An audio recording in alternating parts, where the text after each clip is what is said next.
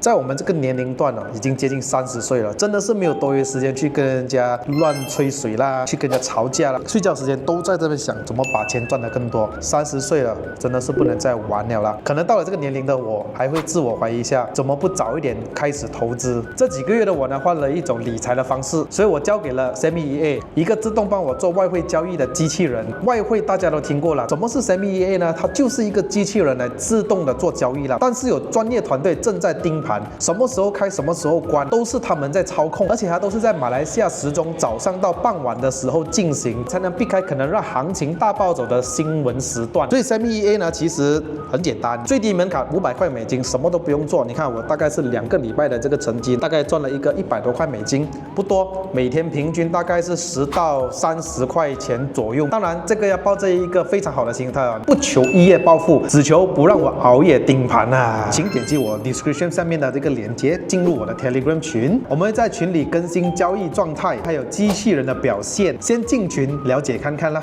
该讲的话还是要讲的啦，投资有风险，请根据自身状况来决定是否参与。所以有一句话说得好啊，不是大机买不起，是坦克更有性价比。Launch。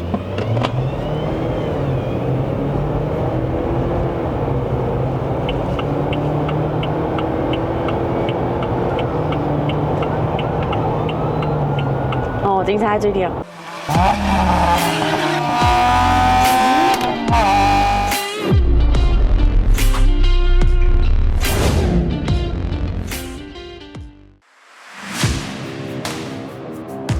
Hello， 大家好，又是爱的人，爱的人不是一个车，并只是 POV 啦。欢迎回到来我的 POV 试驾系列啦。我身后面这辆就是来自于 GWM 长城坦克300，这辆车其实是蛮好开的哦。等一下我们在这个视频一一跟你们讲解了。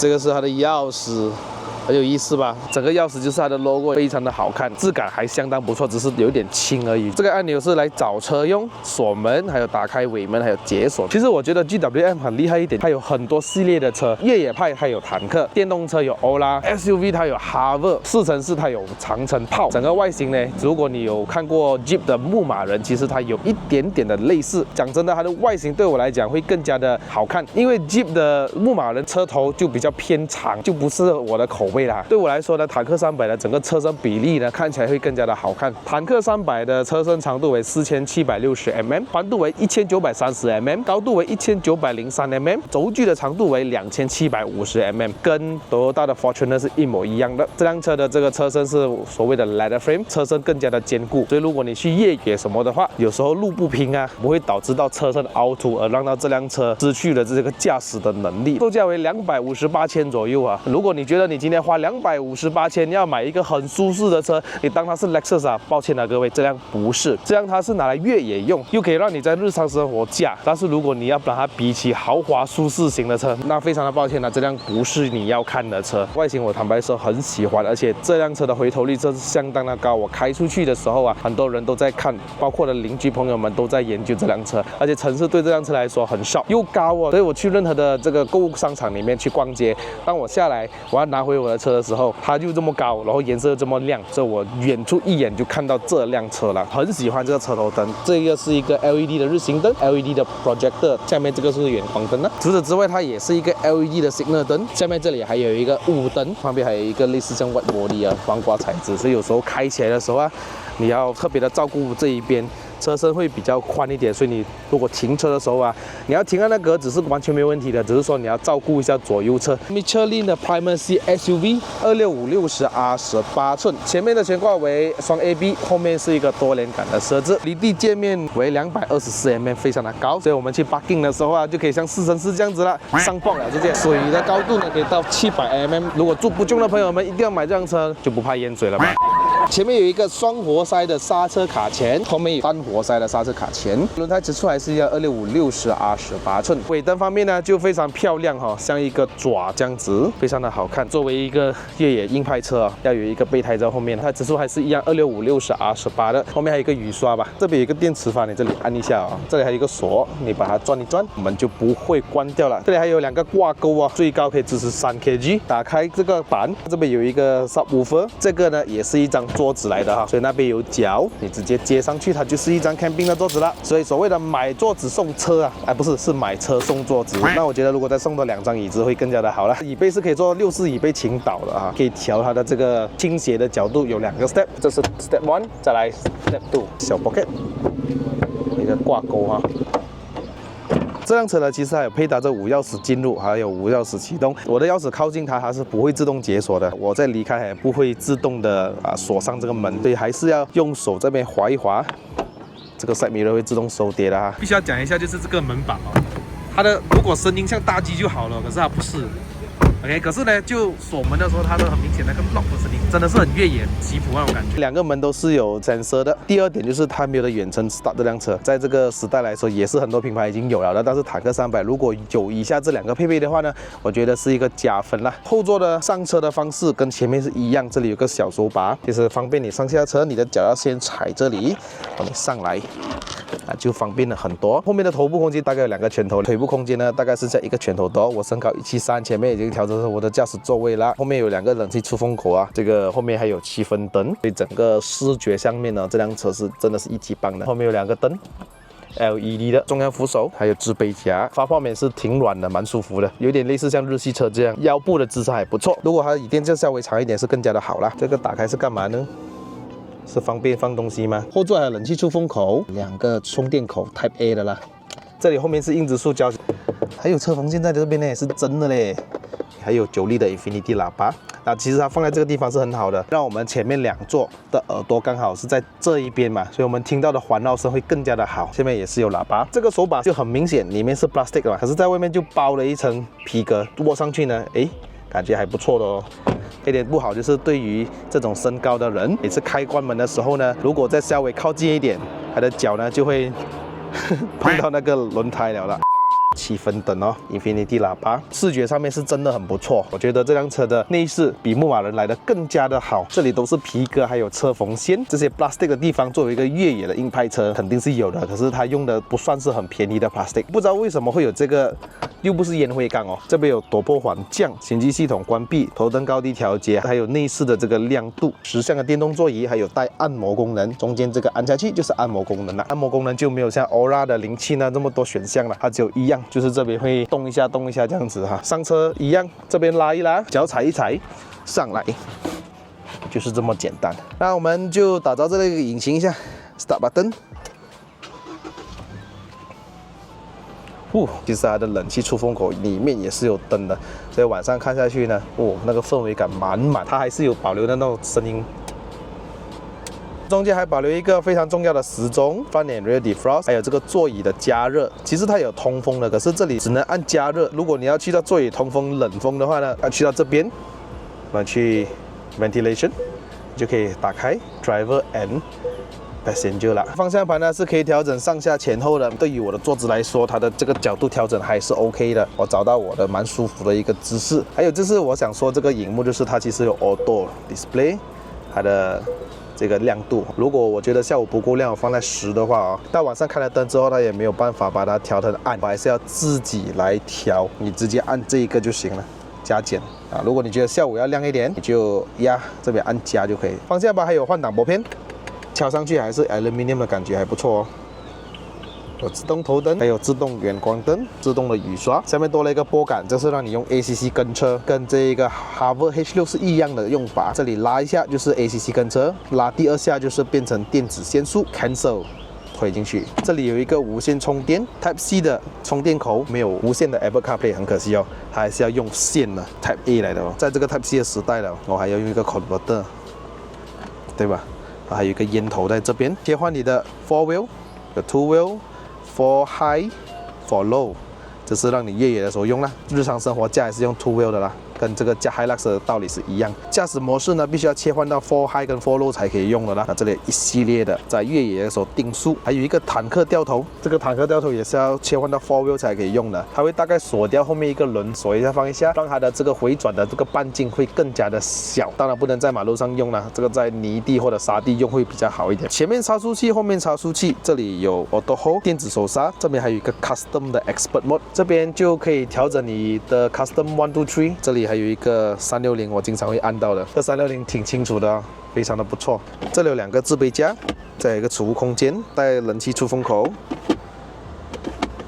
这里会有一个 Unlock Button， 你按下去，然后就可以切换档位了，像 BMW 的操作一样。如果你要去 R 推上2格，上面有一个 Parking Button， 按下去，那晚上会有灯的，非常的好看哦。这里还有保留这一些冷气控制，所以不用每次去到界面里面就对了。主页面就是长得这样子的，就很方便的，有冷气控制了。如果你不要的话，你就把它切换到，这是驾驶模式了。还有 FM， 进到去菜单，它就是这样子 Vehicle Setting。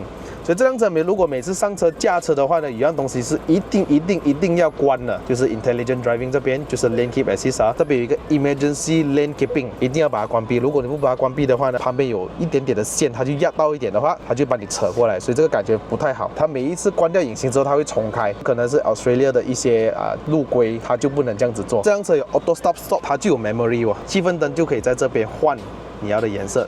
但是现在呢，我们是把它自行切换，它自己会换，所以它整个过程呢，换颜色还会慢慢的换，慢慢的换到去别的颜色，像奔驰一样的感觉。晚上的时候，在你倒车，我发现到它都会关掉，直到你把它切换回低档，它才会亮回这个气氛灯。Driving 这边呢，就有 Steering Mode、Light、Comfort 还有 Sport、Intelligent Driving 这些我就不多说了哈，还有你的这个电箱的这个电池。System Setting 这边就也不多说 ，Display 这边有2种主题的，给你们看一下第一个。这个呢，就我蛮喜欢它的颜色，你看它的 RPM 是在这边的。这个呢就可以显示3样东西，你都可以 custom 的，你可以用这个上下左右来切换，切换到这个右边它就 focus 在这边，你就按上下就行了啊。你要显示什么东西，比如说胎压侦测器 Trip A 的话，你要切换到 Trip B 呢，要按 OK。如果你常按 OK 的话，就会 reset， 这个就是你的瞬间油耗啊，还有你的 range。按去左边，你这个中间就可以换了，左边。OK， 如果你要再去看更多东西，要设置什么的，你按这个 Home， 那你会看到这边有一些菜单啊，多媒体啦、Apple CarPlay 啦、Overspeed 的 Settings、Unit 啊、Maintenance 啊、Reset Driving、Factory Reset 全部都在这边。个人比较喜欢这个 Desert Pure Gold 的这个主题，比较斯文一点点。刚刚那个就比较机械化这个我是比较喜欢放 Trip B 在这边，瞬间油耗在这边然后它的 RPM meter 就在上面啦。这辆车走了20500公里，上面一个灯，这边还有一个收纳眼睛的盒子。我不确定这是用什么的，12V 应该是打开后面的这个12伏电码。如果你们知道的话，下面留言给我知道一下，好吧？我们可以手动打开遮阳帘，左边是开，右边是关，你是要往下摆。Alright， 还有一个手扶箱。VM Horn。OK， 我们打开一下引擎盖。有油压顶杆啊！这具引擎是一具2.0公升的涡轮增压4缸引擎，它可以产生220 PS， 还有380个牛顿米的扭力，再配搭这个8速的 ZF 变速箱。没有听错，这是一个 AT， 而且是 ZF。我个人是非常的喜欢这组变速箱。这辆车也是有让媒体去泥巴里面试驾了，所以你看很明显这边有经过一些泥巴的痕迹，有没有？所以这辆车每进一次泥巴去玩水的话呢，都要去做一次maintenance保养，换它的 differential oil、变速箱的油等等的要洗而且很麻烦，所以不好乱玩啊。像我这样在城市里面享受就好了。好嘞，那话不多说，我们去试驾吧 ，Let's go。拨到底 ，Yes。其实一上手的话，这辆车我第一个反应就是，哇，怎么这辆车的隔音这么好？其实这么多越野车里面它其实算真的是很不错了的。那我的印象中，我坐过牧马人啊，虽然我没有驾过哦，但是一坐上去那种感觉，隔音都没有这辆好嘞。我的印象中啦，可能辆车改过大轮胎，粗糙轮胎都未必啦，可能呢。所以我的印象中就是这样子。这个转向呢，第二点就是它其实蛮精准的，它是电子的助力方向盘。如果我们一般上驾过 Hilux 的朋友都知道，它还是用这个液压助力啦，所以你会有那种转向呢比较有虚位的那种感觉之外，它的路面呢都粗糙的时候，你都会感觉到，感觉到好像有 steering rack 松松散散那种感觉。而这辆车电子的助力方向盘，它会有给你这种感觉呢，我就觉得有一点小奇怪啦。可能还要给你路面的回馈更多，特地去做的东西，可能吧。好，再来就是它的转向呢，其实它是精准的，可是它的虚位会有一点点多。我的意思就是说，它的这个转向。比如说这个弯也不多，可是它是需要用多一点来转，这个我也是觉得正常的，因为如果这个太敏感的设定的方向盘呢，在越野来说会没有那么好所以这种设定是 OK， 但是对于我们日常生活驾驶是完全没有问题啦。至于它的这个掉头U turn， 我觉得在一般上的那些普通的 traffic light， 我要 U turn 其实没有太大的问题，可是你要预留多一点的位置啦，这样子就好像你今天在驾这一个7人座的 SUV 或者是一个7人座的 MPV， 需要注意的事情就是 U turn。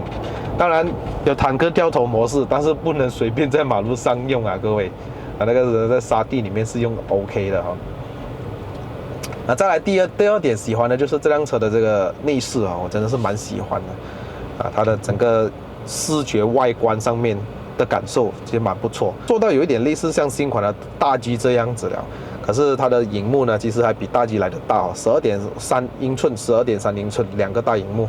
OK， 然后它的显示的解析度也是非常的 good job， 然后它有带一点那种防手指纹的那种视觉效果，所以在大热天晒的时候呢，它也不会影响你的视线。我觉得这个是非常的值得一赞的。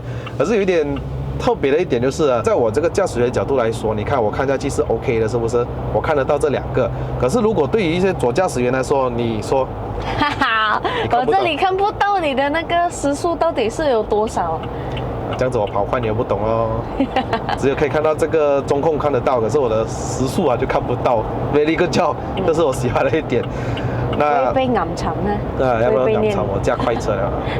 再来就是第三点，这辆车隔音真的很不错。前面的这一个玻璃是用这双层的所以你看，这种高车通常风阻都会比较高，所以风声也比较大。可是你看，我会把这个窗关起来的时候，它的这个噪音控制的非常的棒。然后你看，它也不是那种粗面的轮胎，所以它噪音也没有很高，所以我很体验，我很享受它的驾驶嘞。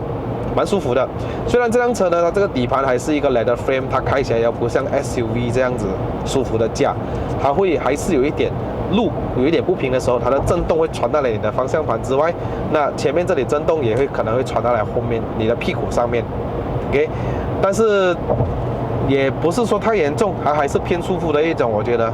OK， 还是很好驾的一辆车。如果你250块买这辆车回来，你不要当做它是一个250块的 Lexus， 因为它的作用根本是不一样。这辆车是拿来 anytime 拿去越野，做一些极致的越野，它是可以做得到的。那你去买 Lexus 的话，是做不到这样的东西，除非你可能买那个 LX 570还可能吧。这辆车还有一个笑话如果你坦克300跟着Jimny去越野的时候，当Jimny掉在洞里面坦克300这个时候就可以救到Jimny上来了。Oh my god man， Oh my god 如果是坦克300掉在洞里面，Jimny就救不到它了。哎呀，可见这辆车的这个车身重量差不多2.2吨各位还是挺重的。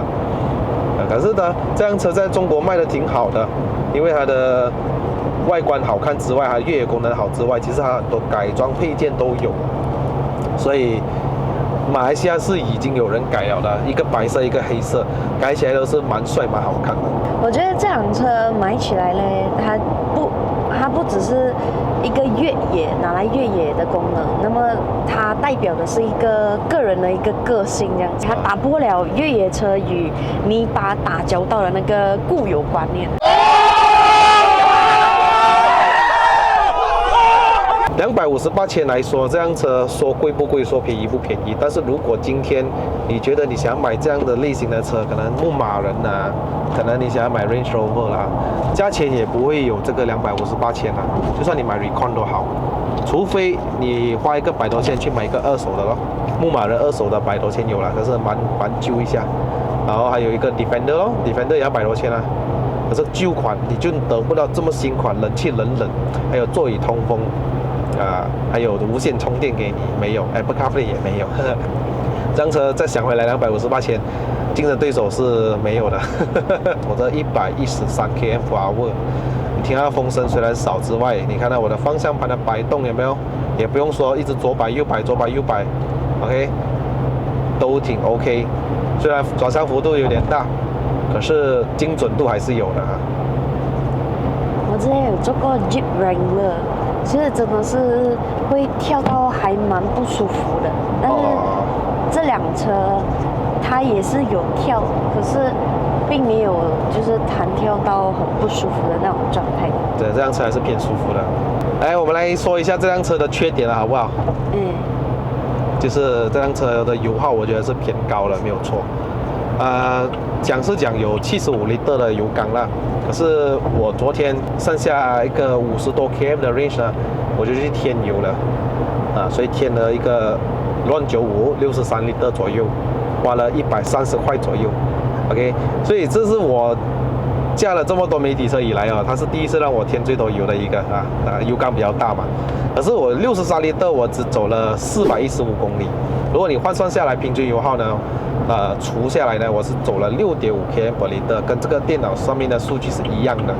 哇，6.5 km/h 在很多 SUV 是做不到这样的油耗，随随便便都可以做一个7个8个 km/h。在这辆车上面呢，我觉得跑高速的时候反而会更耗油。你不要一直猛踩，你要逼它走一个140啊、150这样子，我觉得会更加耗油，因为这辆车的风阻也是挺大的，所以我在高速上面一直强逼它跑140、150的时候我一看着我的平均油耗真的是上了6.5 km/h 的时候，你就真的是哇，大吃一惊了。反而我顺的开，让它走着110、100这样子的话，我可以做到一个7到8个 km/h， 可能甚至10都可以做得到。我一直打开这个瞬间油耗来看的时候，我就可以很确保的知道我的油门踩踏深度有多少，所以尽量的还是顺开比较好。虽然这辆车动力还挺不错。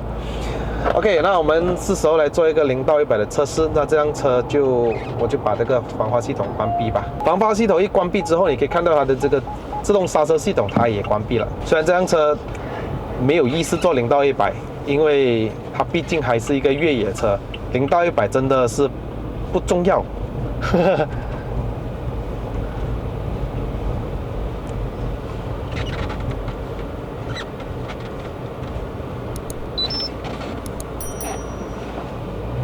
Launch。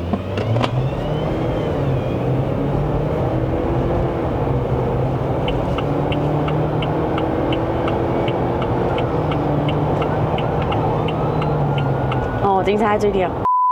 现实中 GTA。没有啦。好嘞，其实它的加速 OK 啦，你要记得它的这个宗旨不是拿来做0到100，也不是说它的加速有多快 ，top speed 有多快，所以这辆车的数据来说，它可以达最高时速170 km/h， 那我相信也是一个电子限速，可是我也没有驾过这么快，大概140、150已经是我觉得是蛮舒服的一个感觉了，所以140开始就感觉到有风声了。所以你如果在110、120，的确没有什么大问题的，很安静的车来的。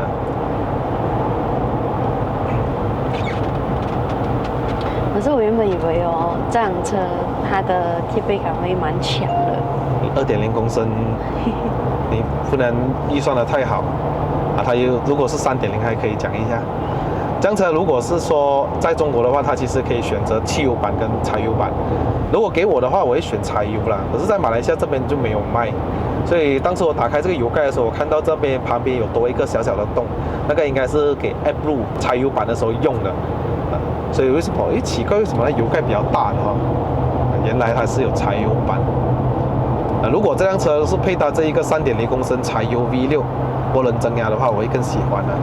这辆车的引擎不错，动力是后面才来，因为这辆车的这个涡轮我觉得有点大，如果要硬把它推到一个380牛顿米的话，所以可见它的 turbo 要比较大一点啊，所以它的动力呢是需要一下下它才反应过来。你看，比如说现在我踩到完。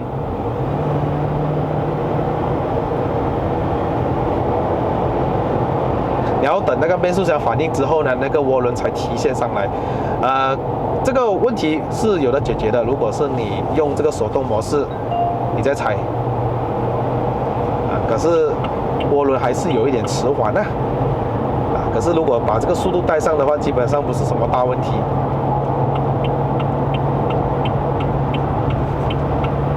可是这个变速箱我觉得真的是很不错，它换上了这个8-Speed ZF。是我的最爱，甚至呢，我驾了这么多中国的 SUV 里面啊，我驾过的啦，以我驾过来讲啦，我都不太说满意那个双离合的这个带给你这种喜悦感那些，反正这个8-Speed ZF 的 AT 做得到哦，所以可见呢，现在很多新款的宝马啊，这性能车啊，家用车都好，它用的这个8-Speed ZF 真的是它的性能哦，不输给 DSG 的，也真的很不错了。反应也很好，所以你看现在我是用这低档嘛 ，OK， 随时用这个换挡拨片，它就可以用去 manual mode， 现在还属于一个半自动哦。你看啊，如果是我迟迟不换挡的话，多几秒它就换回这个自动模式了的。那如果我这个档挂呢再往下面摆，你看它就会变成 M 了的，就代表这个是 fully manual mode。直接到红线，它也不会自动升档。我给你们示范一下，现在是4400转，我踩，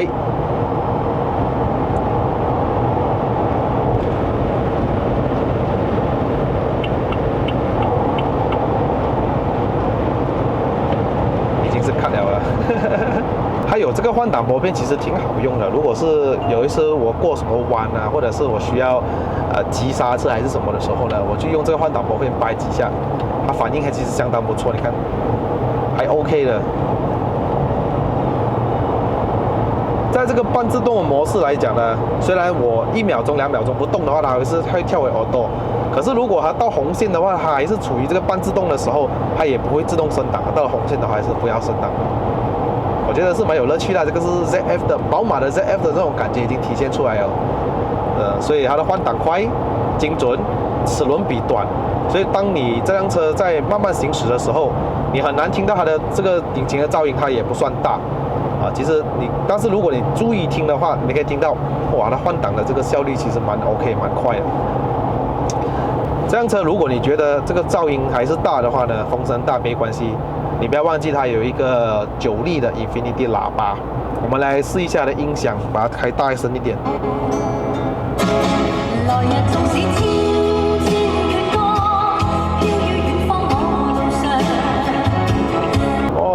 声音真的是不错，人声也有，低重音也是有，然后还有一点就是我说了哈，因为我的后面的耳朵接近后面的门嘛，所以它就在后面的门把上面呢就加了一个高音 tweeter， 然后我就觉得哇，它的这个环绕声很有啊，这边有 tweeter， 后面有 tweeter， 是加分。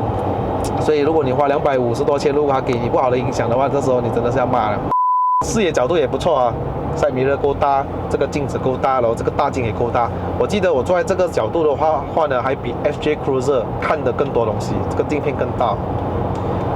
哦，你看，100这样子过弯，然后这个变速箱呢，我觉得它也是挺聪明的，它知道我在上山什么的，虽然我没有切换到什么 Sport 模式都好，它会把我 hold 着那个档位。然后还有就是那天我在一个非常斜的这个 car park 下来。然后我很慢，我也没有用那个陡坡缓降哦，然后它的这个档位还是帮我 hold 着1号档，1档慢慢的下去，所以我觉得很不错，有没有？很人性化的感觉啊，他知道我要做什么，所以 ZF 真的是good。我不知道当你们在驾着普通的sedan车的时候啊，就是小辆车，当你看到后面有一个坦克，类似像大辆车的人在你后面，你会不会怕？你会不会怕的会让闪到，不然他撞上我的话，我车会扁掉，变 hamburger， 会不会有这种感觉？我是会有啦。可是有些人哦，前几天就是有一辆车，他就是看到我不爽，他去踩我 brake jam brake 我2下，我说奇怪，你们难道不怕吗？坦克撞上去你所以这辆车坦克300终于试驾到了。我觉得我这一生人里面，除了跑车之外，这种性能车其实我挺喜欢这种越野车，也要看款式啦，不是每一款都适合我。那坦克300呢，正是非常合我的口味所以内饰有，动力有这个变速箱是让我觉得回味无穷的一个啦驾驶的这个舒适度也是 OK 挺不错的。所以如果让我日常生活驾驶可以吗？可以，只是油耗是有点高而已啦，就这样。看我这样子上一下山，斜坡这样子踩一下5.9 km/L 了咯。但是如果你觉得一个2.2吨的车有这样的油耗是应该的啦，我觉得。